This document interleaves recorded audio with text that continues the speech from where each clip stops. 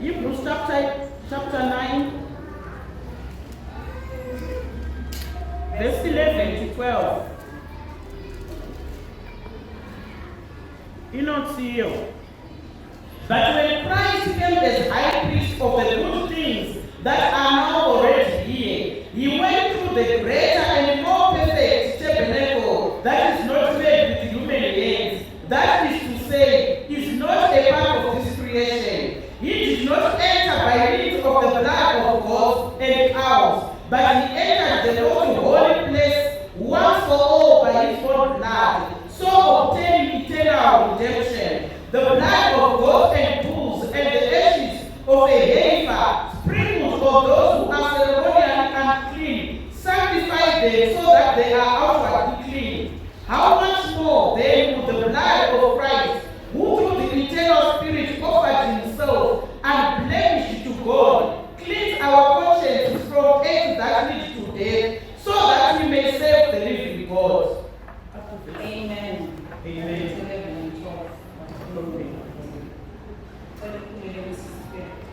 Sinamate tinokutendai Baba, tinokudza zita renyu kukozvino, tinonamata ishe neshoko renyu raverekwa pakati pedu. Baba, tinonamata mweya mutsvene makafembera mukunyorwa kweri shoko, nazvino zvasvika nguva yokuti tiridzwe mutsvene. Tinonamata ngaritaure nesu takangere kudenga, tiri panguva iyoyo yatinocherechedza mutengo wamasimba ose kufanira kumuka kwenyu mambo Jesu, neropa renyu rakadaiwa pamuchinjikwa risina chipomerwa ratinobvuma nokutenda kuti rine simba kudzikinura Baba nekubvisa zvivi. Tinokutendai mweya mutsvene nayo yenguva vatai basa renyu pakati pedu, mushumire muri Mwari. Mazviita henyu Baba, tinosiya nguva inose kwamuri mweya mutsvene, muzita ramambo edu Jesu Kristu. Amen. Hallelujah. Tinotenda Mwari neshoko rako nemunamato wavazwa uye vapindura. Ndine mhari mbiri dzandapiwa nevakuru vesangano. Inoti simba remuchinjikwa yobva ati ropa redzikinuro raJesu ndichadziparidza dziri tu dzakadaro. Amen.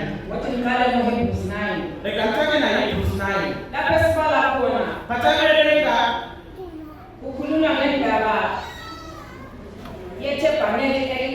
inotaura nenhau yetabhenekeri yekare yakauya kundoripeswa naJesu.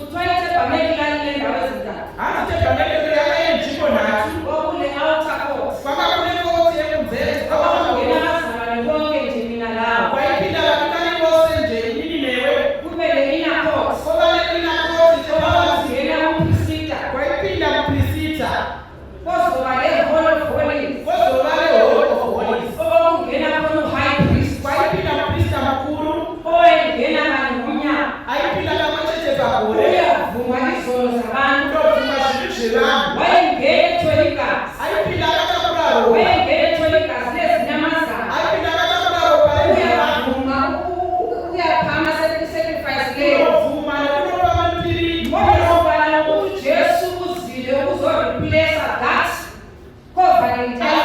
asikuvereka nezvekuti Jesu akauya kunoriplesa ichocho chibvumirano chakanga Jesu akauya kunoriplesa tabhenakeri yakanga yakaitwa nemaoko evanhu. Akauya iye ane tabhenakeri hombe isina kuitwa nemaoko evanhu. Zvaireva kuti izvo iye ndiye akava muprista akafanira zvakare kunopa nzvimbo chaizvozve onobvuma zvivi zvedu, asi iye haana kuzoenda kunotibvumira, akaenda sempiro sezvavaprista vanopinda akatakura ropa. Iye akava iye lepya akaenda munzvimbo tsvene-tsvene akapinda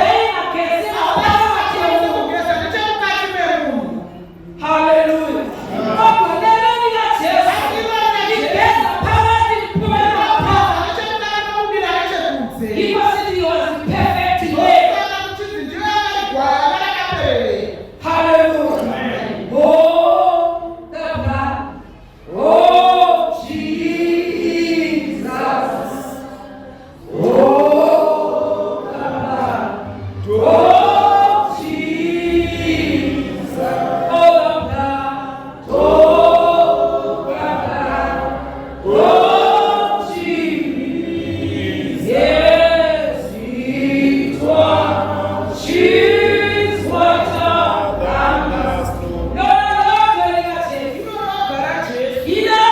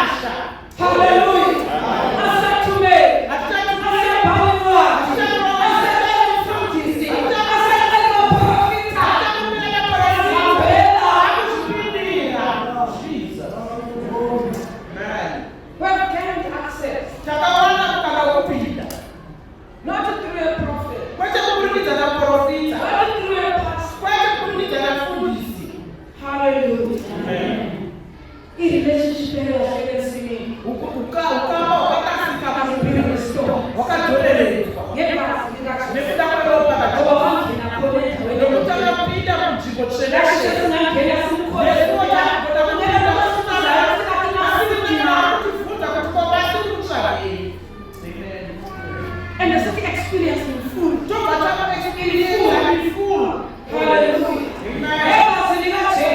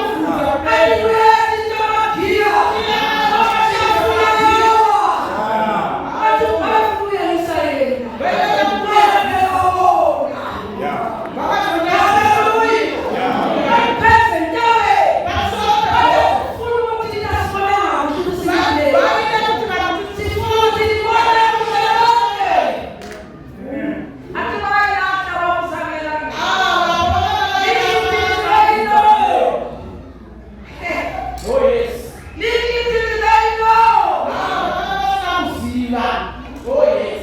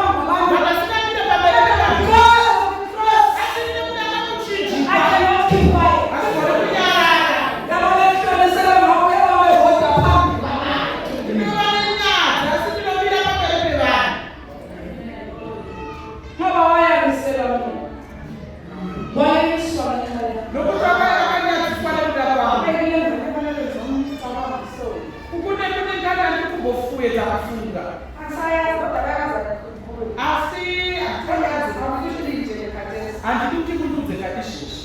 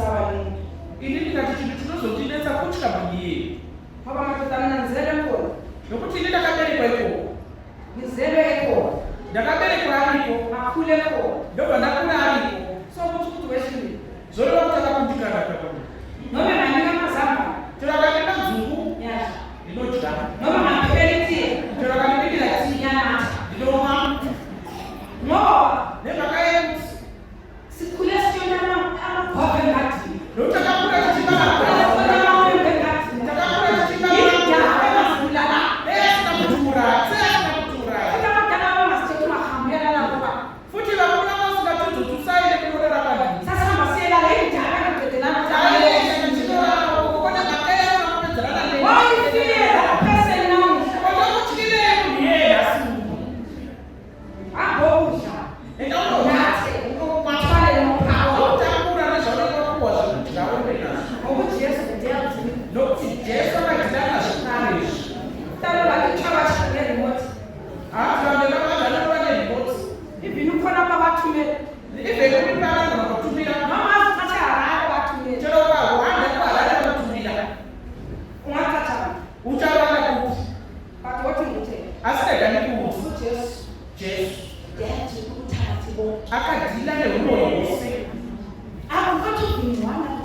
hakuna kana chimwe chete chakasiya. So wasambusisa mimi. Nekudaro vatifambe chete kuchachii. Testimony of our life. Testimony yeupenyu hwedu. Kwelinye lamatinamati. Rimwe zuva kwedu Sasisatausile. tatiri kutaura chokwadi. Abanye babaziva. Vamwe vanoziva, Abanye babazi. vamwe havakazivi. Rega ndichitaura. Khala bakudisapima. Kumba vainangarira vanhu. Sakhala sacala ngemudundo. Takataka tichingoukwidza kuti Mane nguye ngwethenga ndiye wakaura kuti anotenga pababa yatora mari. Sihlala. Togara. Mari yonyangarika futi. Mina phakathi ngumuzi wezinsiza. Idini kumba kwakaura kuchaura kwakwana. Vaiwe kunogara pamba nekuda kuti kumba vashamwari nevadikana vekuchechi Omunye bakithi wahamba wasuka ekhaya uxoxwa yileyo. Uwathanda ukuthi ngane nguye. umwe akafamba akaenda zvachipatubva Kodwa imali yaqhubeka njani? kufuna akaenda simanekaramba chikuti neyanguwo president Yingeke ndiri tega mba umntana uvela munondipa mari ngiyishiye lapha esofeni. ndosiya pasofa Ngiphume ngikhiphe igesi. ndobuda ndobudisa pageti Iyi-one. ndiri one Nxa ngiphendula pandiri kudzoka imali ayisile. mari haisisipo Kwakuye omunye ubhuti wami evele esele. umwe kuti wangu akauya tibva kuesei Kwakulamabriefcase lana ayekhiwa amanamba kaNkulunkulu. pane mabriefcase yakiwa Wayekodwa umfuko wakhona. Imali ephathiswe ngabantu. mari dzake dzakinabatwa nevanhu Kwavuka imali ingekho. kukamuka Kwathi i-briefcase njani? asi briefcase akaita sei akakiwa Singatshela abazali bakithi bakithi selokufika nje. tikaudzakanaaaiwe Sincedise ukukhuleka. vaonyepa pamene mune mbavha Hayi bakithi utathanzakala soso. vanikanaaaosia soso amunonyepa Ekuthenini wabona ukwendela amazi ngachata. kumagumo kwazvo zvose ndinondakazosvika pakutochata I-engagement ring yami engagement ring yangu disappeared. yakadisappear Before. yakanyangarika 2 weeks before uchata Sadingana. takatara Omunye wathi ngafuna ukureka phansi, omunye wathi khipha amanzi phansi. uda kureka panze pakwakavasa nemvura panze akareka Kodwa asi nakathatha ngaka-29 July. indakachata musi wa29 July Ngaka-28 ngivela kuma-rehearsals. musi wa28 tibva kumarehearsals Thole bathi bathole i-ring yami. ndikasvika vachitivaona ringi itori pamadhosei Bakithi stress. ini vimi vandiri stress Asikhulele ring yami. ngatitengetere ringi yangu mutore ringi tora ringi yangu kadaisa ndakabva ndatoipfeka vamwe vakaita senge vakavhakina chokwadi ndekuti pane vanhu asi nechokanaka chifurira mberi kusvika wangu yenyu iye kuti jona murume pano pamusha pane dambudziko hamasi hakuna chinhu chakadaro patakazopedzisira tagadzirisa ndikatoanidzwa ndichikudza nezvedambudziko iro musi woyo ndokubva nditora siria akati ngairiri iko zvinoti kubaba takanga takurwa isi matsvenu semhuri kwete kuti iwonoroya kuti asi izvi zvazvichiitika zvazvakutisheka zvichiudzana dzimwe hama mukati takaenda kuti joni wafika wathi ngihamba ngiyathatha wrong culture akatosvika kutora shamwari yamukodzo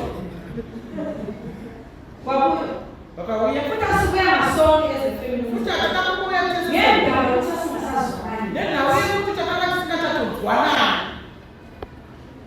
kwakhule kwakanamatwa kwakhuluma igazi likaThixo kukataurwa ropa rajesu kwakhuleka kukanamatwa hallelujah it was a simple prayer Yekungeri ayizange ibe yi-night prayer haina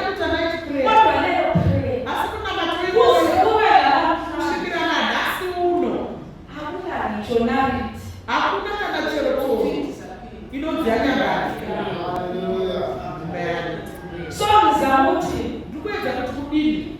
uJesu uyathi ukuthi konke wamcaba. Kuti Jesu Ngiyazi ukuthi izinto ezenzakala kuwo.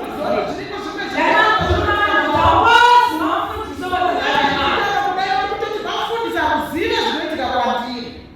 Awukwazi ukuthi abantwana bamngaki. Hauzive kuti vanotongeravo vakadini. Abantwana Vanoronga, abanezinjuzi. vane gusu. Awukwazi afanani nogogo bamfundisa. Hauzive vafundisa But zvifananidzo. Jesus dealt with it all. Hallelujah. Nasiya malutho Jesu. Haana kusiya chinhu Jesu. Kunamandla egameni likaJesu. Kunamandla egazini likaJesu. Simba kuropa raJesu. Wekuzikhaba Sathane. Akatorerwa zvoko Satani. Ngakho asenze njani thina? Nekudai toita Asikhona eminye emandleni ezayo. Tendeni kusiya. Asikhona eminye igazi likaJesu Tendeni linamandla. kuti ropa raJesu. Ndiyakhulula. Unodzikinura. Ungayi apostoli. Usayende kuma- uJesu engahamba waje. Jesu akaenda Amaphambi waphakafitha manje. uJesu ngolewa. Hallelujah. Believe in all the benefits of the cross. Ungachili lutho. Wathi ngutshele xa usiya emapostoli uyayifundisa. Uba ukhalutshwa njalo. Uthe you're exposing Jesus. And you're also exposing the church. Singena zinkozo zilabo breakthrough ngezigaba zokuthi wena ukhonile wena. Indodana yomuntu engabayelelwa. Akuthela abantu hayi. Indawo. Believe. Akunathi singakuthela just believe. Believe. Futhi ukuthi ungakholwa phakathi kwawo umuke uwo. They will definitely come. They will definitely come. Hallelujah. Kodwa khumbula. Wewuzikhaba Sathane. Uyinjengelazi. Noma ingazikhonkothela. Noma ikhensi ingakhonkothela. Noma i-HIV ingakhonkothela. Noma ama-BP angakhonkothela. Wathi injengelamaziyo. Hallelujah. Konke kuyakhothama egameni likaJesu. Hallelujah. Esasiphambanweni wasipha i-authority nathi. Hey, wasipha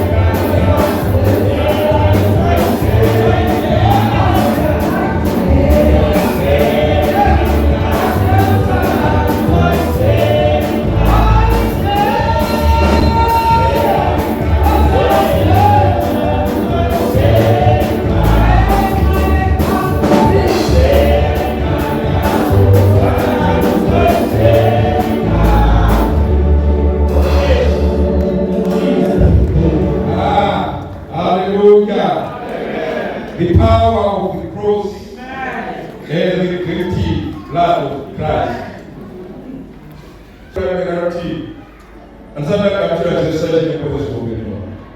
Ganatauti, I'm not sure just how Jesus put it in the Kanaputi, Ganamata, Digamorasiga, Sami, but join this time. I want to worship another time. The flow churches, the flow Catholic, we Catholics, who simply walk tonight. In the year I want to I didn't make a conference also. At conference also to see. I want to talk to that person who is saying, not tell them what was I not tell him, not tell them what was what is in the area? Can I just say, I cannot face him on high, but not the other person. But anyway, you come here, but everyone not tell them what was but anyway. Mungkin nama orang semua pada mereka salah. Yang sesuka yang mana suka kita mati. Suka ini pak, suka ini. Lalu kita berdoa. I want us to pray. Mesti mau mesti nama. Tidak mati macam ini. Mesti tidak mati. Ini punya nama kali. Mau cuba apa? You don't think that just want to go on our way. You don't think that just want to come on as better. You should just, you know, come cheaper. Some people never go away. Direct the results of our work.